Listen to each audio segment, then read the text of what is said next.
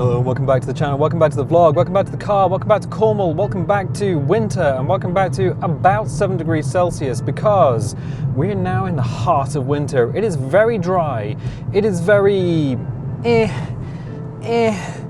The coldness has brought with it some dryness to the air, which is something that we've needed for a long time. We've needed it because the roads have been saturated, the fields have been saturated, everything's just been saturated. The water has nowhere else to go. It's getting to a point where we're going to need submarines to get around.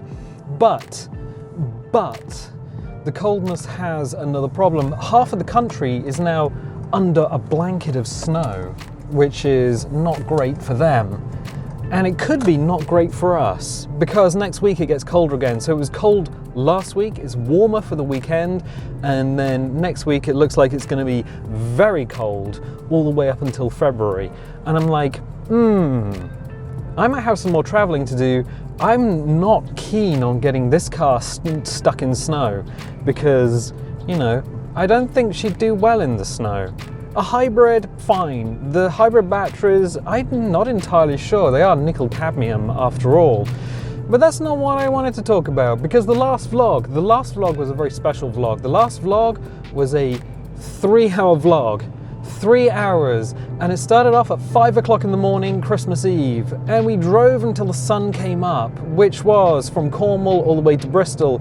And it almost was a vlog that didn't happen, because as soon as I got all the footage onto the computer and I was like, oh, footage on the computer, there's just like a little loop of hair at the side of my head, and I didn't notice, because at 5 o'clock in the morning you don't even remember that you're human, let alone like a functioning adult. So yeah, that was something, and I was just like, oh.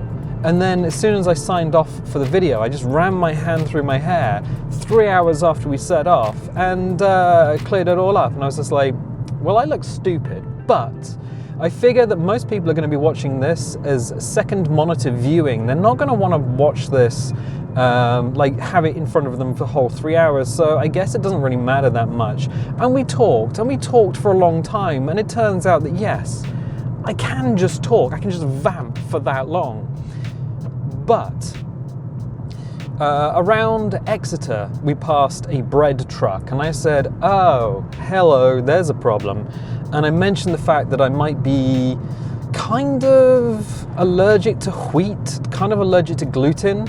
I had been, or have had since October, some really bad problems with my stomach. Stomach acidity is very, very high, like incredibly high. And when I've been going to bed, it just feels like my stomach's full, and I keep getting like acid reflux, and I have no idea what's causing it. I thought, maybe something terrible has gone wrong, and I might start need to making plans. That's not even English. I might start need to revisiting my life plans if this is as bad as it feels. So I started doing the scientific thing, which was cutting things out. First of all, coffee. So I drink real coffee beans, as a distinction from, say, ground coffee. Don't drink ground coffee. Not ground coffee, instant coffee. Wow. I'm making all the mistakes today. So instant coffee is something that a lot of British people drink. It's something that's kind of left over after the war, as everything was freeze-dried, put on Liberty ships and shipped over. Freeze-dried eggs we don't have these days, but freeze-dried coffee is the thing that most people drink. I drink ground or beans. Beans. It's quite nice. But what can happen is you can get GERD, or acid reflux, from it. So I'm just like, nah, this ain't great. Where is this person going? And do we have right away? We sort of do and do not. There's a Mini, but I don't know where he's going. I think these people can go. Clear the crossroads. There we go. So yeah, coffee, like real coffee, can give you GERD. So I was like, okay, I'll cut that out for a few weeks. Didn't do anything. But mum's celiac, which means she is very allergic to gluten, which is a protein found in wheat. And some people say, I don't like gluten in my diet, and they're just like, maybe it's a fashion thing, maybe it's a health conscious thing, but some people are fully allergic to it, and some people will get very, very sick if they eat it.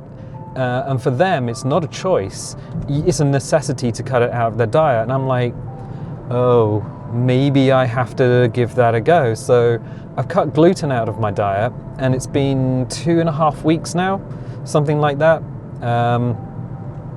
I'm feeling better, like things are trending upwards, I guess. Stomach acidity is largely under control. There's still a bit of acid reflux now and again. We've been doing stuff at work recently, which is not like normal work, and involves a lot of bending and flexing. And yeah, there have been moments where I've just been like, oop, gonna throw up. I don't, gotta stop and just let everything settle down. And it's just like, yeah, this ain't great.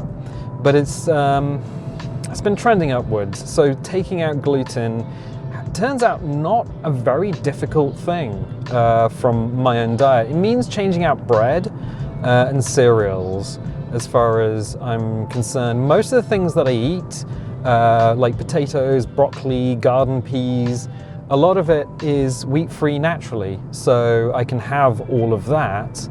Other things, cheese. Yeah, it was suggested that I might be allergic to milk or whatever is in milk. Oh, there's a protein in milk that a lot of people are allergic to. My sister has a milk allergy. She can't have it. It'll come back to me at some point. And she's very allergic to it. But the symptoms are very different if you're allergic to milk. And I'm like, well, I eat an awful lot of cheese. There is no allergy on the planet that's going to stop me eating cheese. I love cheese. I've always eaten, like, cups of tea and cheese are the two things that I've always had in my life. They are not going away. But yeah, so taking out gluten, things have been trending upwards. Stomach acidity is settled considerably, but it still feels like, even now, it kind of feels like it's been kicked in the stomach. So that could be IBS, which I have been in hospital for IBS at least once in my life. I wouldn't recommend it. You just got to keep an eye on what you eat and just kind of make sure you don't go overboard filling yourself or even emptying yourself. So those are fun things to think about. But yeah, it's not been too difficult. Bread has been an interesting one. Genius makes bread, gluten-free bread, tiny little loaf and very expensive, but kind of lacking in flavor. Like, it just exists. Warburton's make a tiger bloomer, which is much nicer. These things are very expensive. So I was looking at maybe making my own bread, because I have a bread maker and it has the gluten option on it, or gluten-free option on it. And I'm just like, yeah, maybe I'll just make my own bread. No, the flour itself is the same cost as a gluten-free loaf. So once you've factored in things like sunflower oil, olive oil. I use olive oil instead of butter. So olive oil, salt, sugar, yeast. You got the flour, and then you've got the water and electricity that you use to make it. It ends up way more expensive. It's just like, yeah, no, too expensive, my dudes. Too expensive. So I have limited that. Let's just see what's going on here. This guy was indicating incorrectly. This guy's indicating correctly. This junction is a bit of a terrible one. Let's see. We could die here of old age. Yeah, we could actually die of old age on this junction. Let's see. We use the ponies, but carefully, because there's a lot of gravel and grit on the road at the moment. So, good, excellent.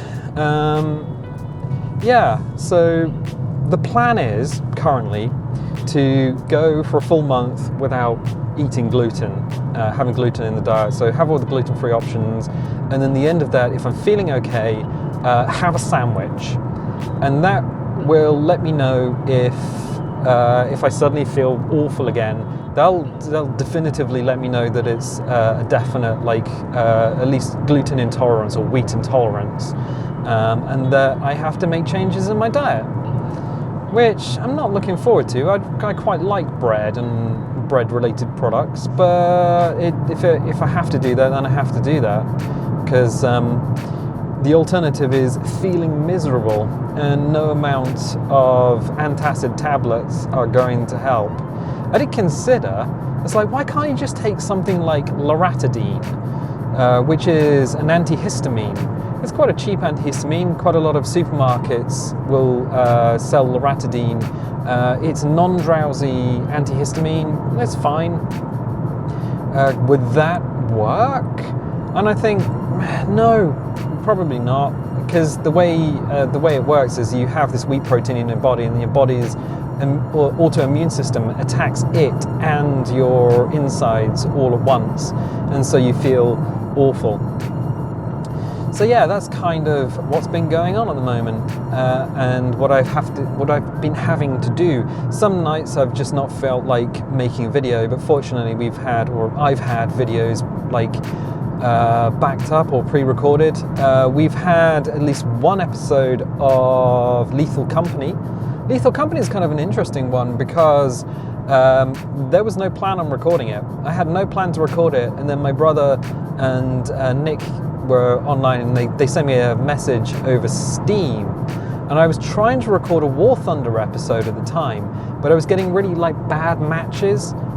So I was just like, I'm giving up on this, and let's play Lethal Company. And he was like, oh, do you want to record it? And I was like, well, I wasn't planning on doing it, but let's do it.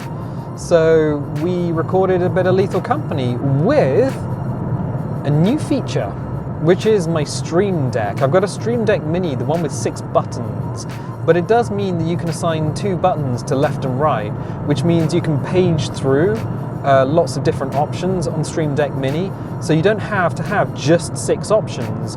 You can have multiple options, you just need to page left and right through all the buttons. And I've added a load of sound clips to it. So there's a lot of sound clips from things like Disco Elysium and Portal 2. So I threw those on there, and they were sort of scattered throughout the 2 recordings. There is another recording of Lethal Company. It's probably not going to be a regular thing. Anything that I do with other people is definitely not going to be a regular thing, because I don't know when anyone else is going to be online. James works in a bakery, so he gets up at ridiculous time in the morning. My brother works as in a bar, which means he leaves at a ridiculous time at night, and it's all very disparate. This friend group and how available everyone is at different times. I do realise that I still have to do like a 1,000 sub special, but the 1,000 sub special will come at some point. It'll come at some point because partly because I just wanted to make sure the subs didn't ever dip below 1,000. So we're at like 1,025, 1,026, something like that. And partly because getting everyone together in the same room at the same time to do something is kind of difficult. So we'll find time and something will happen, but it won't be immediately. There won't be any immediacy on that.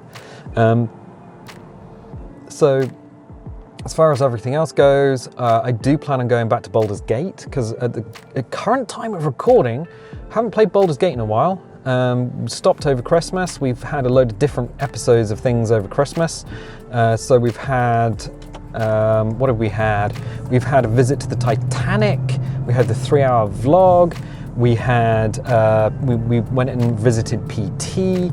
There's been a bunch of different videos over that Christmas break. Some of those videos, Power Wash Simulator, we did a follow-up video too. And I'll probably do follow-up videos of Power Wash Simulator on days when I need to do a vlog, but don't really want to get in the car and do it. Some days you just like, I don't feel like going out. I do have some more stuff for Tech and Sundry. So you might get a Tech and Sundry video every now and again. I've got things to build, but I've also got things to look at, review. I bought something before Christmas, and I've got this this very retro device that definitely needs a little bit of looking at, a little bit of love. There's a lot of McDonald's on the road here. Looks like somebody didn't like that takeaway. Strange. So yeah, there's a lot of stuff queued up and ready to go, or at least in theory. Quite happy with how Stranded Deep's doing at the moment. Have had a lot of issues with physics in that game. There's a lot of issues with the game. They released the 1.0 version of Stranded Deep some time ago, and it's broken. It is very broken. They busted a bunch of things, and those things have remained broken for over a year now, so it's a curious one. As we drop down into St. Earth Village, we're just taking a leisurely tour of the West Country, because why not? Everything's still recording, so that's fine. It's a 20-mile-an-hour limit through here, and there's some very aggressive speed bumps, so we're going to be very careful that we don't go over a sump ripper and lose all of our oil into the street. So then that would be a terrible thing. I mean, it would be a terrible thing. I've just had this car serviced and MOT'd, and just paid the road tax as well. So the service and MOT, that was an interesting thing. I drove up to Toyota in Carlin Cross, which is some distance away through all of the A30 roadworks. And I turned up, and like first thing in the morning, just before 8 o'clock, and I went in there and they said, my dude, we're not expecting you until tomorrow.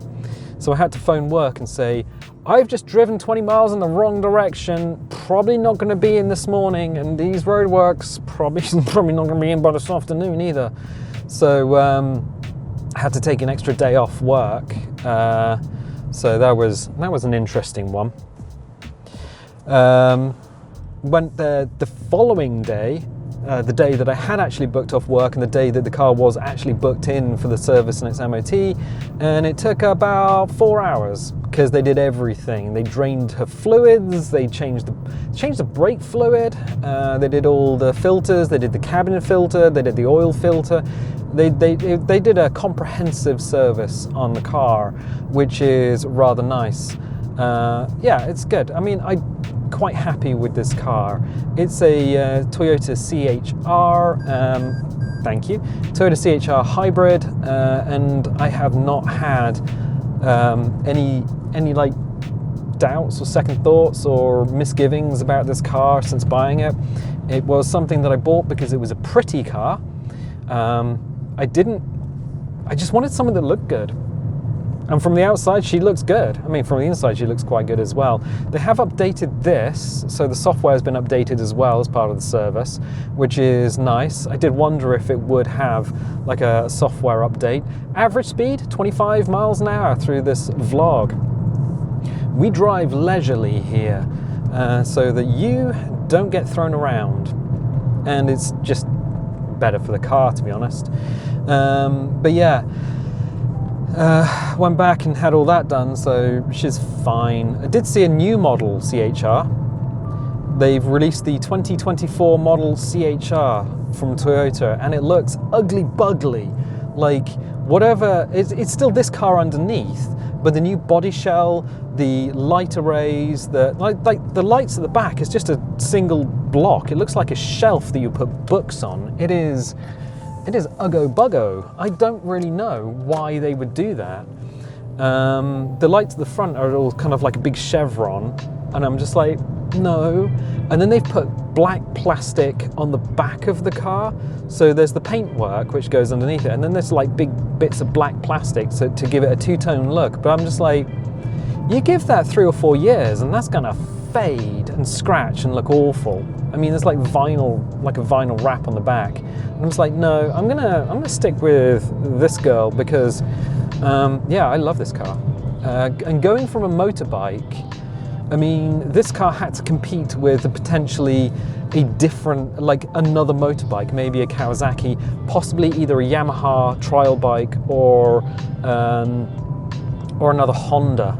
Like, it had to compete with a motorbike, so it needed good acceleration, but it also needed to be comfortable over long distance and to be as fuel efficient as a motorbike, which it is, which is nice. I have no problems with this vehicle. I love it, absolutely. But yeah, I did make a little bit of an oopsie boingo. So went get service on the wrong day. That was me. That was all me. I actually found the little card because they wrote the date down on a little like business card, and I found it like a day after I'd been there, and yeah, it was under the sound recorder, which I hadn't looked at in a while, not since the 3-hour vlog, and I was just like, oh, yeah, no, it was totally my fault. So I have to hold my hands up to that one.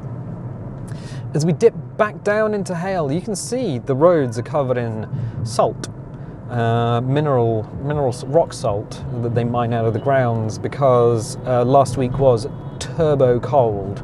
We've had a few hard frosts at the start of the week. Looks like we might have some more next week. We're going to be dipping down into the negatives again, which means taking the camera into work just in case it snows. I don't want to be the only photographer in the building that doesn't have the camera ready for a snowfall. Even though I'm an image editor, photography is definitely photography is one of my jams. It's my Jimmy jam, you know. It's the thing that I like photography. I haven't really done it seriously for a while now. Mum made a comment of it the other day. She was like, because we went walking in town, and she was like, "Hey, you don't have your camera with you?" I was like, "Oh, no." She said, "You don't take any photographs anymore?" And I'm like, I have been, but it's like a busman's holiday to edit them all, because I shoot them raw. So you shoot them raw and then you apply color correction and everything afterwards.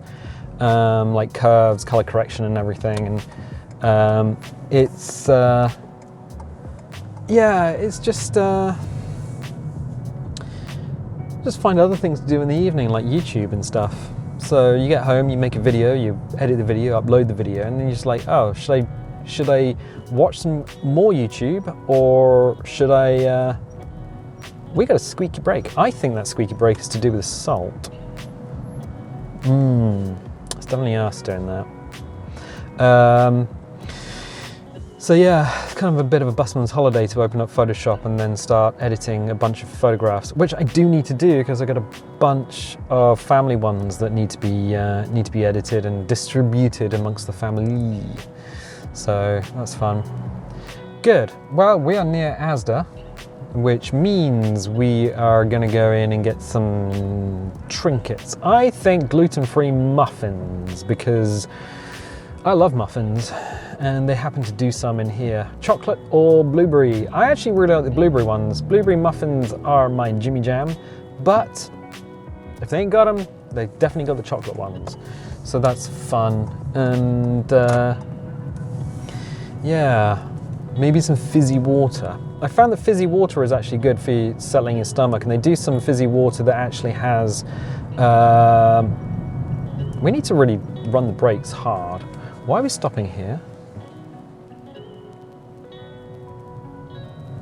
Why did we stop there? For a ghost dog? Was something crossing the road?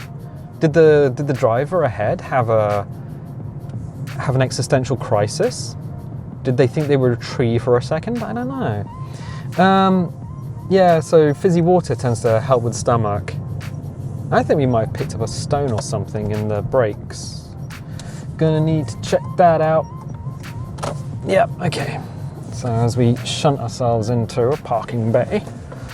I've done this before, and then someone's tried to drive behind me as I'm reversing, because some people are impatient. Let's do this. This whole car park is actually built on the old harbour. Good, excellent. And they used to make ships over there. I'm gonna leave it there for the time being. So, if you like this vlog, definitely leave a little like, leave a subscribe if you haven't subscribed already. Dingle the bingle if you want notifications. Don't dingle the bingle if you don't want notifications. For everyone who has donated using Ko-fi, once again, thank you. The Ko-fi donation link is in the video description. Yeah, it helps keep the lights on because electricity is turbo expensive. I don't know why it's still super expensive, I think, because we have to buy fuel from America to run the power stations. I think that's basically what's going on. But yeah, it helps with especially the long renders, things like The Devil in Me, which we've been playing, so supermassive games that have to be rendered overnight and uploaded overnight because my internet is slow. It's helped with things like web hosting and things. So it genuinely helps pay for things, pay for the maintenance and running of the channel, which is apparently not that cheap these days. But yeah, I'm going to leave it there. So thank you for watching, and I'll tell you what, I'll catch you next time.